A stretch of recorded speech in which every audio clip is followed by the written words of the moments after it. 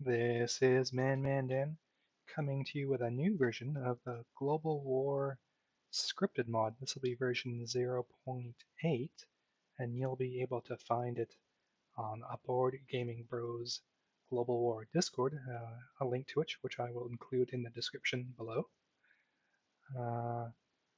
But I thought I'd take some time to kind of introduce what is new in this version and what we have fixed. We have fixed an issue with Cyrenaica and Ireland. These weren't being tracked correctly.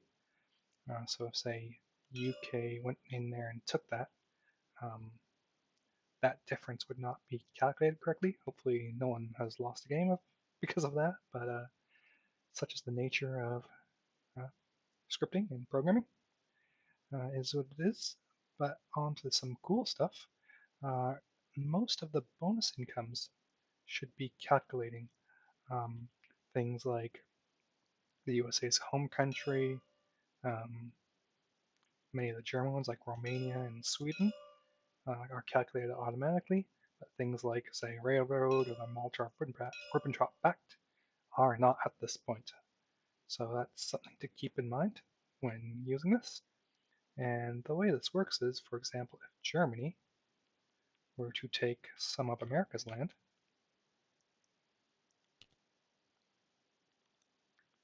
like the Midlands, well, this wouldn't change because that's not a condition of that bonus. If they were to take New Orleans, that will go down to 0. And that's also true with things like Romania and, say, Transcaucasia. We can see that this bonus should now be being calculated from Romania as well as the Transcaucasia one.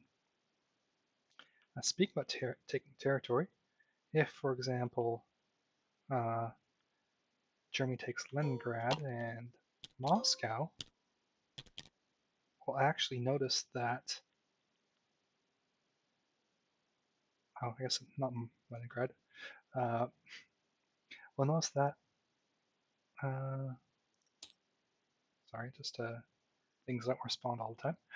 We'll see that Germany now has this Moscow Rondel, and that victory point is no longer being counted on the common turn counter there. So if Germany were to take Stalingrad as well, we'll not only get a Stalingrad one, but also Lebensraum.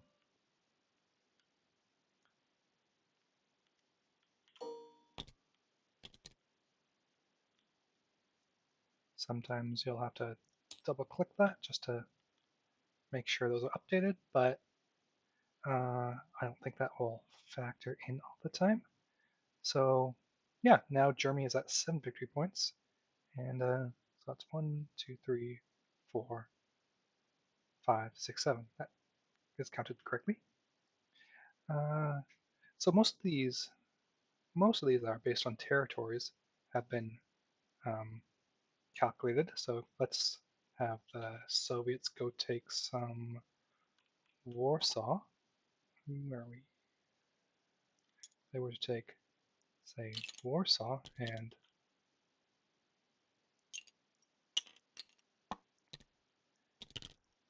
in central Romania.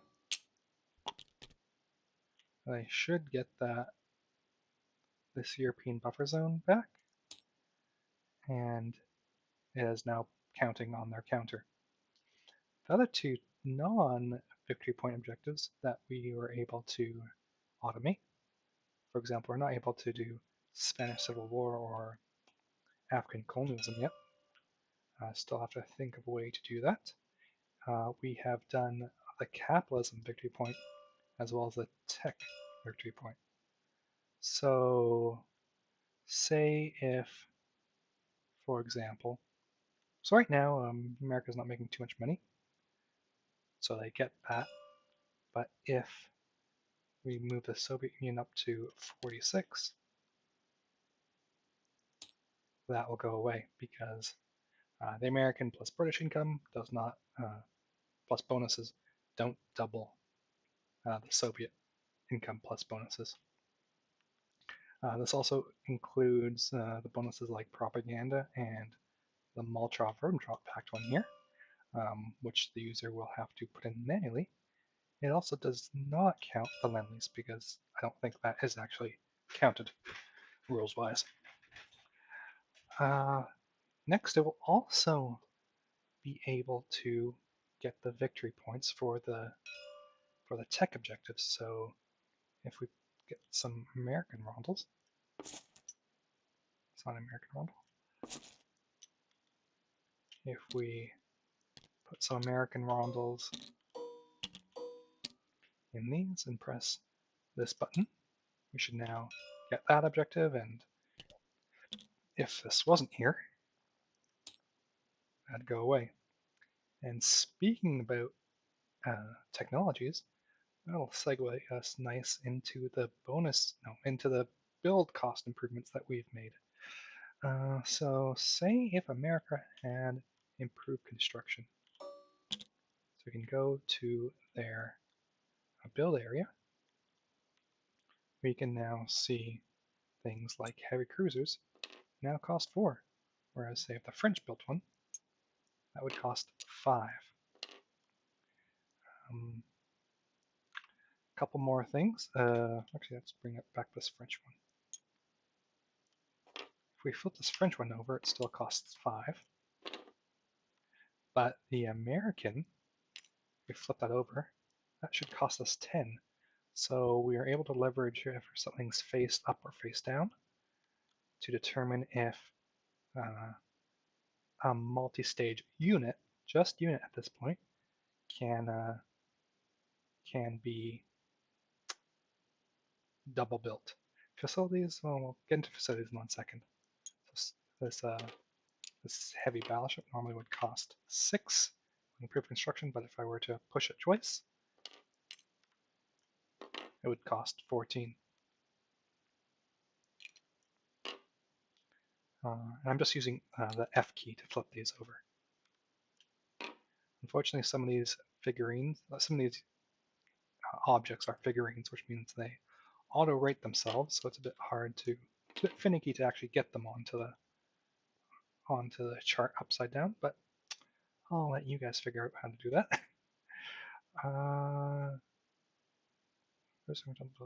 All right, motorized and supplies. So each nation should have a supply token here, which is just a little thing if you need something to count for 2 because you want to then lease some supplies or do some mush upgrades for yourself. Also motorized, normally costing 4. If you place these guys face down, they'll cost 1, representing a motorized upgrade. Next, let's talk about facilities. So, actually before that, I want to actually talk about Lend Lease and rondels. So I was able to leverage these rondels to indicate which nation, if a unit or facility is placed on that rondel, it means America is paying for it. So for example, before this version, if we had a little fighter here, it cost the French 10. But since we say we're going to Lend Lease it as America, we can put it on an American rondel and it costs the American the 10 bucks. This also has been leveraged to apply to damage and facilities. So we got some factory damage markers. So normally this isn't counted, but if we put it on the rondel, that counts for 1. If we copy that a couple times, that should now count for 3. And if we do flip this over, so it actually looks at 5, that is actually 15 damage the Americans are paying for. Now facilities. Since we figured that out, we can actually track facilities in a similar way. So a railroad would normally cost 2, but it actually costs 1 because of improved construction. There's also these railroads, these double railroad objects that will now account for the double cost of a railroad being built into terrain. And that would be normally 4 minus 1 down to 3. And for facilities that can be upgraded, so say let's go made a shipyard and factory, or I should say upgraded too. Well, normally this factory pushing this stage would cost 5, but again, if we flip this over, that would cost 6 IPP, because that would represent a medium going to a major. And same thing with this shipyard. Normally it would cost 5 minus 1, so 4, but if we flip this over, it would cost us 5. And that's the major changes for this version. We've done some organizing. We've copied some bags around, so the players up here don't have to go all the way down to the other side of the board to get a rondel. Each kind of side of the board should have their own neutrals and facilities. And I think I will leave it there. Again, this has been Man Dan. If you do end up using this version and encounter any issues, please let me know so I can fix it in the next version. And I wish you guys all a good night. Bye.